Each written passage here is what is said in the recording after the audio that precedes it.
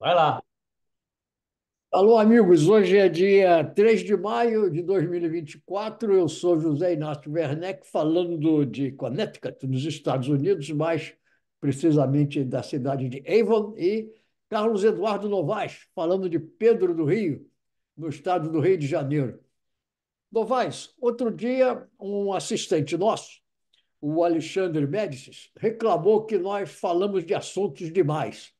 Ele acha que nós deveríamos nos restringir a um menor número de assuntos. Então, para começar, eu pergunto a você quais são as suas sugestões em matéria de assuntos. Bom, eu preparei um assunto aqui que é um assunto que sempre me empolga, relacionado ao ao dia primeiro, ao dia de trabalho, 1º de maio, Ótimo. que é uma velha história, e uma história cheia de controvérsias, e que muita gente associa, inclusive, à morte do Sacco Vanzetti, do Nicola Sacco, Saque e do Vandetti. Bartolomeu Vanzetti. Pois é, e não tem nada a ver. Na verdade, é uma coisa curiosa, porque os americanos, e só os Estados Unidos, e acompanhando ele, o Canadá, é que comemoram o Dia do Trabalho na primeira segunda-feira de setembro.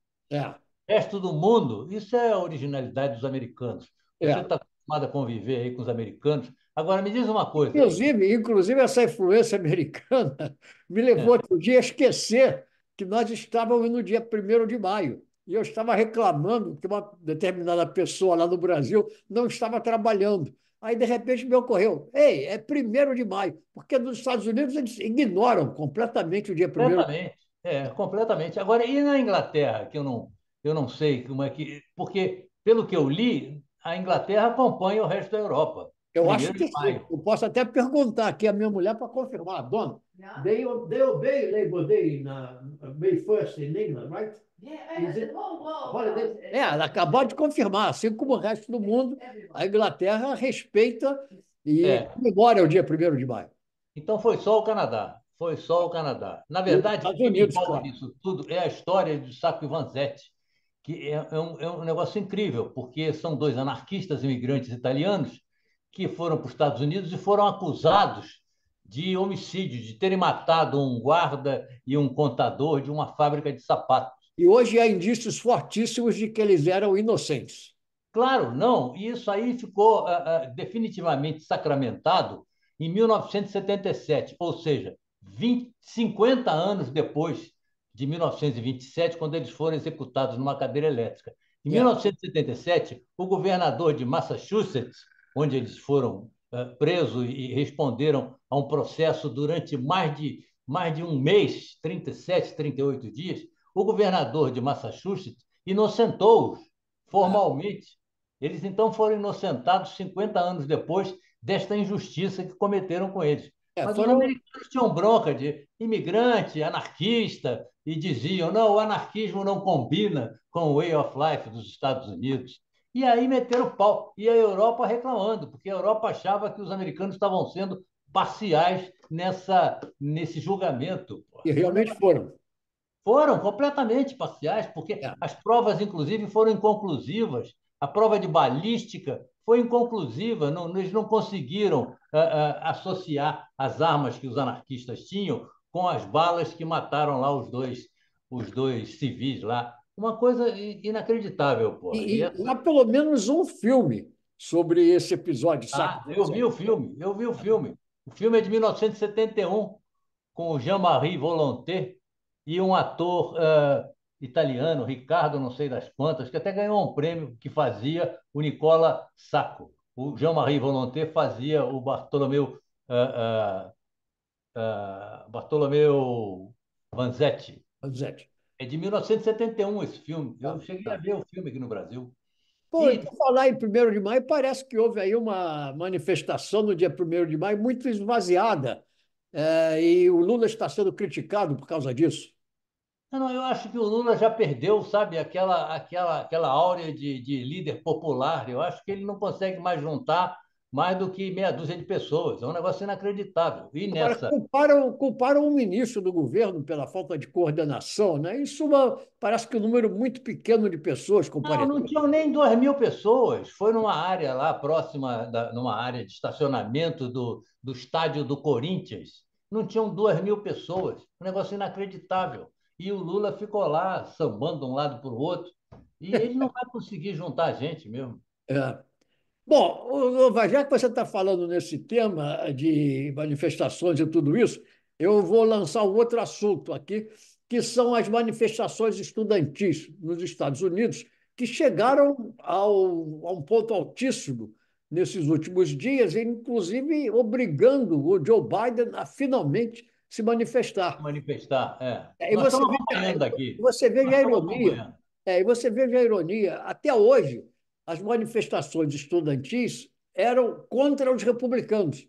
Agora nós estamos vendo manifestações estudantis contra Joe Biden. E por que isso? Por causa do que está acontecendo em Israel. E eu estava pensando o seguinte: Israel é um país que tem mais ou menos a metade da área do Rio de Janeiro e mais ou menos a metade da população do Rio de Janeiro. Quer dizer, é um país muito pequeno. E o Joe Biden se vê nesse apuro imenso, está perdendo os votos da juventude, e é a juventude que vai decidir essas próximas eleições em novembro nos Estados Unidos, porque ele se complicou muito no seu relacionamento com o Benjamin Netanyahu, que é o primeiro-ministro de Israel. E é um caso curiosíssimo, porque o Joe Biden tem, como diz a velha expressão, a faca e o queijo na mão. A faca é a ajuda econômica e o queijo é a ajuda militar. Ele tem nas mãos todo o poder para ditar o que ele quer ao Benjamin Netanyahu, e ele não consegue isso, porque Israel, eu já falei isso outro dia, é o país do mundo que recebe mais do que qualquer outro país do mundo em ajuda financeira dos Estados Unidos, recebe mais do que o dobro, mais do que um país mínimo, metade da área do estado do Rio de Janeiro, metade da população do estado do Rio de Janeiro, recebe mais do que o dobro de qualquer outro país do mundo em ajuda financeira e recebe também desproporcionalmente em ajuda militar. Se não fosse ajuda militar dos Estados Unidos, que ainda recentemente foi novamente aprovada pelo Congresso, mais um socorro dos Estados Unidos a Israel, Israel não teria condições de sobreviver. Mas Então, você sabe. então, o Joe Biden poderia pegar o telefone e dizer para o Benjamin Netanyahu o seguinte: faça isso ou faça aquilo. E o Benjamin Netanyahu teria que obedecer, porque ele não tem outra saída do que obedecer o que diz o patrono dele, que é o país, os Estados Unidos da América. Entretanto, o Joe Biden não consegue dizer isso ao Benjamin Posso Netanyahu. cortar esse baralho aí agora? Pode, Posso cortar esse claro, baralho aí pode. agora? Mas não consegue dizer isso? Isso é muito claro, Zé Inácio.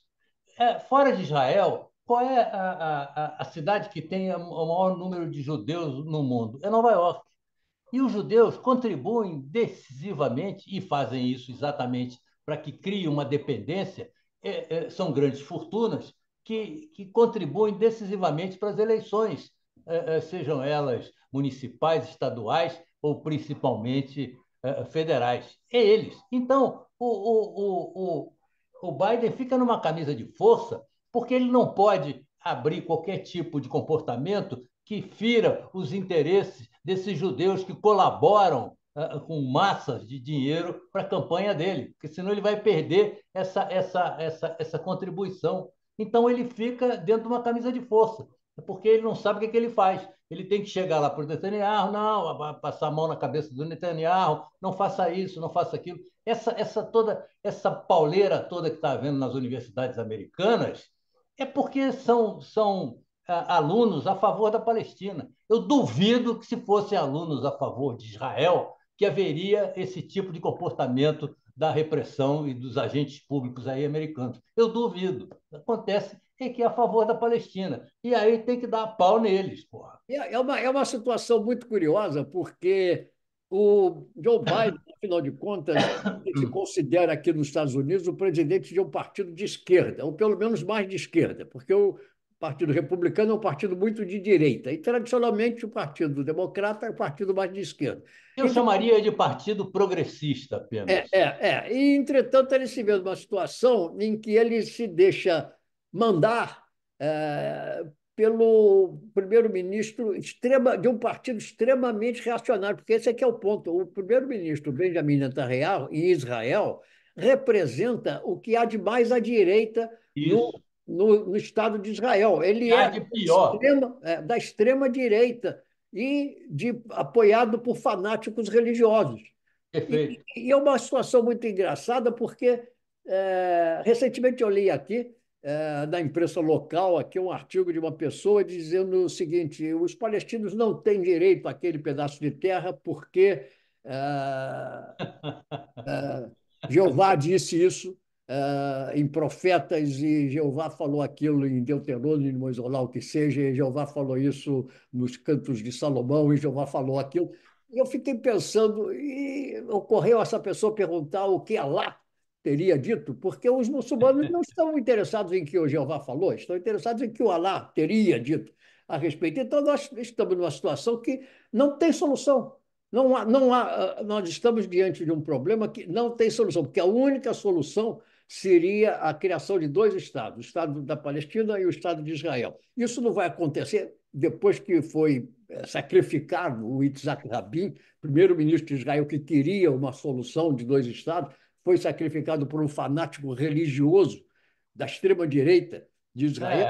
Depois É. do assassinato dele, acabou qualquer solução. Eu não vejo uma saída para esse problema. Vamos ver o que vai acontecer, mas isso está provavelmente levando o Joe Biden a ser derrotado em novembro. Vai perder para o Donald Trump e será uma catástrofe mundial. O que acontece é o seguinte, eu acho que também, por extensão, estou desdobrando aí o teu comentário, não tem solução para a questão da Rússia com a Ucrânia. A Ucrânia não vai vencer essa guerra, não há a menor possibilidade. E ficam injetando uma grana preta aí lá na Ucrânia, para depois os ucranianos comprarem as armas desses países que estão cedendo as verbas para eles. Ô, Zé Inácio, acontece o seguinte, pô, eu me lembro que o McLuhan disse lá nos seus tempos de que o mundo era uma aldeia global. Eu É, acho que hoje o mundo é um manicômio do cacete, sabe? É uma loucura, é um negócio completamente desencontrado e a tecnologia agrava essa situação, porque eu não sei até que ponto essa tecnologia vai criar, vai embaralhar o equilíbrio do planeta, porque é incontrolável isso, você não tem como controlar. Antigamente, você tinha as fronteiras muito bem definidas, e quando o McLuhan falou da aldeia global, já antevendo o que poderia vir no futuro, era muito em cima da era muito em cima da mídia, né? Que a mídia já estava alcançando alguns outros países. Hoje, a inteligência artificial, a tecnologia, as redes de internet são incontroláveis e entram até na consciência das pessoas. Não entram só no país ou batem na porta das instituições, batem na porta da cabeça das pessoas. Eu não sei até onde isso vai nos levar, mas não é disso que se trata. Eu quero só dizer para você o seguinte: duas questões estão mobilizando aqui o país, que é a chegada a Madonna amanhã lá na praia de Copacabana, um negócio inacreditável, inacreditável. Se Jesus voltasse à Terra, não juntaria tanta gente na porta do Copacabana Palace. E a outra questão é essa tragédia incomensurável lá no Rio Grande do Sul, e só no Rio Grande do Sul. Parece que alguém lá em cima escolheu e disse: não, vamos só criar uma catástrofe nesse estado aqui. E mais nada, não pega o Paraná, não pega o Uruguai, não pega a Argentina, está tudo pode, em cima do Rio Grande do Sul. parou ali, mas pode ser que siga adiante e venha causar ainda devastação em outros estados. Não, mas isso está intimamente ligado a outro assunto que terá muita repercussão aqui nos Estados Unidos, porque está ligado à luta por forças mais progressistas, inclusive do Partido Democrata, para se tomar medidas de cerceamento de emissão de carbono CO2 na atmosfera, que vem causando todo esse tumulto climático agravado pela corrente de El Niño, que felizmente parece que está chegando ao fim, ou pelo menos anuncio que está chegando ao fim. Mas nos Estados Unidos, o que é que nós temos? Nós temos um partido democrata, e aí, muito bem, viva o Joe Biden, que leva isso a sério. E nós temos um partido republicano com o Donald Trump, que absolutamente não leva isso a sério, e pelo contrário, o Donald Trump já disse que, se for eleito presidente dos Estados Unidos, vai abandonar todos, como ele já fez anteriormente. Ele, quando foi eleito pela primeira vez, ele abandonou os acordos climáticos e agora vai abandonar de novo os acordos climáticos, vai incentivar a produção de carvão, vai incentivar a produção de petróleo. Quer dizer, se nós tivermos a desgraça de ver o Donald Trump eleito presidente dos Estados Unidos, essa situação climática que vem acontecendo e que é evidente, só os idiotas ou os interessados economicamente em negar isso podem negar que vem acontecendo alterações climáticas de efeito mundial. E isso vai complicar cada vez mais a política internacional, porque todas essas coisas que nós estamos vendo aí, a invasão da Rússia na Ucrânia, o conflito entre Israel e palestinos e outros estados árabes com ameaça Não, e a do Irã situação também, na África, né? de Irã também entrar no meio, o que acontece lá, essa horda de refugiados, de pessoas que fogem de seus países porque eles estão morrendo de fome e vão então para os países mais ricos, países da Europa e dos Estados Unidos. Tudo isto vai se agravar se não forem tomadas providências ou não se seguirem com as providências pequenas que já se tomaram até agora. E o Donald Trump, se for eleito, vai acabar com tudo isso. Então, eu estou entregue aqui à mais profunda depressão e pessimismo em relação a este problema. Mas entenda que nós estamos dentro de um manicômio. Agora, o que eu li a respeito dessa questão aí que está criando um dilúvio no Rio Grande do Sul é o seguinte, que olha só, uma complexa combinação de fenômenos climáticos.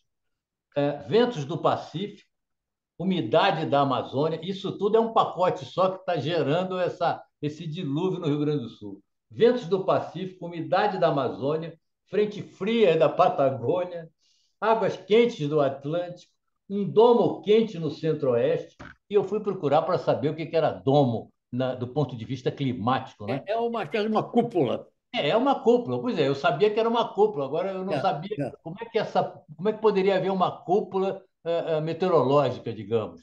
Aí eu certo. fui saber o que que era, e realmente é uma cúpula, é como se fosse uma panela, com a tampa de uma panela que está em cima do Rio Grande do Sul e não deixa as frentes frias e não deixa as correntes de ventos, enfim, se aproximar. Essa tampa está cobrindo o Rio Grande do Sul e bloqueando a passagem aí de questões de áreas que possam reduzir aí o nível do dilúvio. Inacreditável. É uma coisa, porra, aqui o Brasil está completamente mobilizado por isso. Hoje, inclusive, tem uma foto enorme na primeira página do Globo, e os jornais e as televisões e as redes têm noticiado muito a esse respeito. Bom, Agora, outro assunto, se é que nós podemos abordar outro assunto, sei que o nosso querido amigo Alexandre Médici protege, estamos falando de assuntos demais. não, mas eu acho que nós estamos completando os assuntos. Ah, Já estamos, já estamos. O julgamento do Donald Trump, né? Um deles está em andamento, né? É o é. julgamento da fraude financeira que ele cometeu para ocultar o fato de que ele tinha pago um dinheiro. Porque o problema Uma não é grana lá exatamente o para fato, a o problema mulherzinha. não é exatamente o fato de que o Donald Trump teve um relacionamento com uma atriz pornográfica ou teve um relacionamento com uma modelinha, uma coelhinha do Playboy. O problema não é esse. O problema é que ele era candidato a presidente dos Estados Unidos e evitou que se falasse no assunto, pagando essas duas senhoras, os senhoritas, por fora, quantias apreciáveis, e até aí é um problema dele.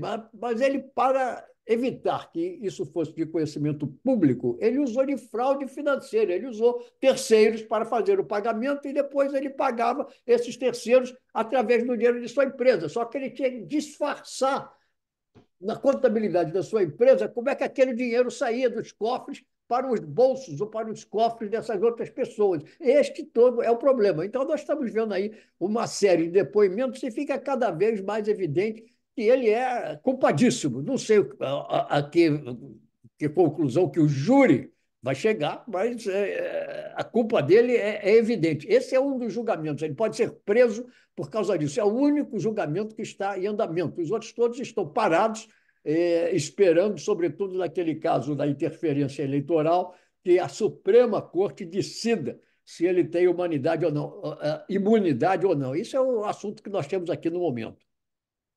Eu queria falar um pouquinho mais, me estender, porque eu estou achando que é um fenômeno, é uma coisa, é um outro fenômeno que nós estamos ah, apreciando, quer dizer, observando aqui no país, é essa apresentação da Madonna. São esperadas mais Fala de mais, 1,5 milhão de pessoas.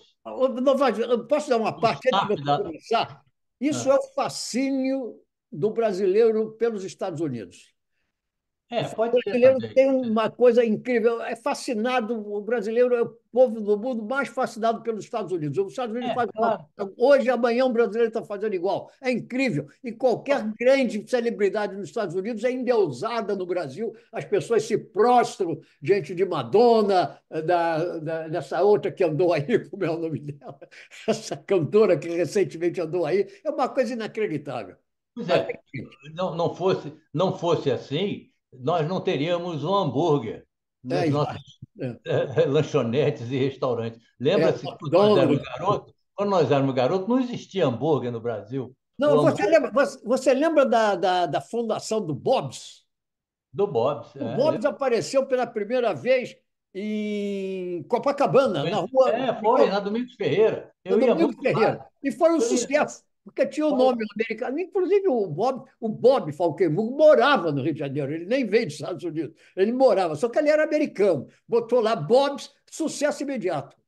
Pois é, mas isso não é só no Brasil, não. Eu me lembro que eu estava em Belgrado, ainda existia a Iugoslávia, e nós saímos para passear ali pelas ruas de Belgrado, e de repente eu vi uma multidão num canto assim de uma praça, e me aproximei para saber exatamente o que que era. Podia ser um comício, sei lá, alguma coisa. Era a inauguração do primeiro Bob's em Belgrado. É, Tinha uma multidão ali é. na porta que parecia um comício do Tito. Eu não sei nem se o Tito estava vivo na época. Mas o que acontece também é o seguinte: a Madonna tem 65 anos. A Madonna está na estrada há 40 anos. É. Quer dizer, ela pegou várias, duas, três gerações. Então, você vê lá, tem gente que curtia os Beatles e curtia a Madonna e continua curtindo até hoje. Uns coroas iguais a nós, assim, e tem gente que pegou a Madonna agora, Agora, jovenzinhos. Então, isso explica também esse leque de pessoas das mais variadas procedências sociais, culturais e etárias. Agora, é uma loucura, porque o staff que a Madonna trouxe foi de 200 pessoas. Pô. Tem, esse show vai ser o quê? Um dia só? Vai ser um dia só, vai ser um dia só. 200 pessoas para o show de um dia. A área lá do palco é de mais de 800 metros quadrados. O palco é na praia de Copacabana, O palco é na praia de em Copacabana. frente ao Copacabana Palace. Isso, e tem umas passarelas, ela nem atravessa a rua, não precisa nem de Vai sinal ser de que dia? trânsito, Amanhã, sábado? não precisa nem de sinal de trânsito, nem de guarda de trânsito, ela vai atravessar pelas passarelas. Tem três passarelas que ligam o Copacabana Palace à estrutura do palco, que tem E quem, 800 quem, metros. quem paga por tudo isso? A prefeitura e o Estado. Parece que ela vai ganhar 17 a 20 milhões pagos pela prefeitura e pelo Estado. Agora, a participação popular é gratuita, né? Não vão cobrar do povão. E por isso também essa quantidade de gente que promete aparecer lá Mas, amanhã. mas por que, pergunto eu daqui de longe, por que cargas d'água o Estado e a Prefeitura acham que precisam, não sei, investir uma fortuna ou lá, em suma, muito dinheiro numa apresentação da Madonna no Rio de Janeiro? A necessidade, qual é a finalidade disso? Eu estou aqui nos Estados Finalidade Unidos, disso. ninguém está falando nisso. Nenhum jornal fala da Madonna no Rio de Janeiro, não vi nada. Falam da enchente no Rio Grande do Sul. Agora, por quê? Por que é isso que está acontecendo no Rio de Janeiro? Porque nós estamos no ano eleitoral, porra. Ah, sim. E o Eduardo Paes é candidato à reeleição. E Ah, o Cláudio Castro, governador, também tem os seus cupinchas lá, que são candidatos à eleição para prefeito, e eleições também pelos vários 92 municípios do estado do Rio de Janeiro. As Essa é pessoas uma das são levadas ou são convencidas a votar neles porque eles trazem a Madonna para fazer um show de graça para o público do Rio de Janeiro. Quer dizer, não é um país sério, ou pelo menos não é um Estado. Você ainda tem dúvida que não é um país sério, pô? É claro, esse país ele carece de seriedade, pô. Não é um país sério. Agora, o que acontece é o seguinte: as pessoas não vão trocar a vinda da Madame da Madonna por um voto no Eduardo Paes. Não vão trocar. Mas, de qualquer maneira, sensibiliza. E ele fatura em cima disso. Eu acho que o Niemeyer, eu não sei se ele é filho do Niemeyer ou é sobrinho, um cara que é agente aí de espetáculos pelo mundo É. afora, e parece que ele é que trouxe a Madonna. Ele É. deve ter oferecido lá à prefeitura e ao governo do Mas você estado. fala o Oscar Niemeyer, o arquiteto. Ele deve ter oferecido lá ao governo do estado, à prefeitura do Rio de Janeiro, esse projeto e os caras fecharam, toparam. Provavelmente, se não fosse ano de eleições, eles não topariam. Mas isso deve contribuir com a meia dúzia de votos aí para os caras. Então, vamos nessa, pô. Aí está uma loucura. A porta do Copacabana Palace, tem gente que está dormindo lá desde terça-feira, quando chegou a Madonna, desde segunda-feira. Ela chegou no jatinho dela lá, e segunda-feira, saiu de lá segunda, chegou terça de manhã aqui. Tem gente lá na porta do Copacabana Palace desde segunda-feira. Isso me lembra coisas do passado, como os colonizadores europeus desembarcando nas praias do novo Da continente Normandia. com balangandãs e pedrinhas coloridas para dar aos índios, né? É, é, é. Mais ou menos a mesma coisa, alguns séculos depois. Ah, é assim. Novaes, me fala um pouco, então, temos aí Você está alguns falando de minutos. refugiado? Você estava falando de refugiado? Eu não Ah, sei se você sabe que o Comitê Olímpico criou uma delegação de refugiados. eu sei. Ah, Pois é, inclusive tem dois ou três refugiados que têm estatura para disputar o pódio, né? No taekwondo, no boxe, e no skate. representando o Brasil. Não, representando países de Outros refugiados, sei países, certo, lá, certo. outros Não. países são refugiados de outros países. No Brasil ainda não tem refugiados, mas provavelmente, se o Bolsonaro for eleito agora no futuro, nós vamos ter muitos refugiados aqui, pô. Agora, você falou em refugiados, me lembrou de um assunto que está ocorrendo, que está sendo muito discutido também na imprensa internacional.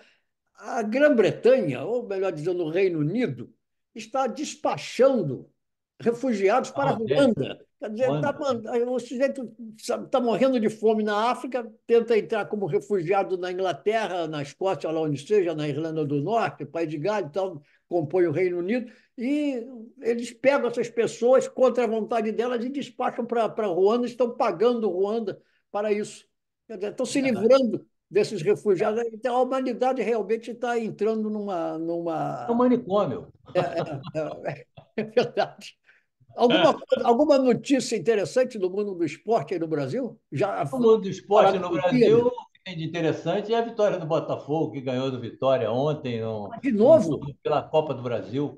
quer dizer que esse novo técnico português está dando certo aí no Está Botafogo? dando certo. E ele entrou com um time misto, assim, que eu também não entendi a escalação. Depois ele resolveu botar alguns titulares e foi aí que o Botafogo engrenou. Agora, quem está debaixo de um tiroteio muito crítico é o Tite, né? Porque o Flamengo não está correspondendo com a sua constelação de astros aí, que faz com que seja o time mais rico e mais qualificado das Américas. Não consegue. Ganhou outro dia, a duras penas, de um time do Amazonas.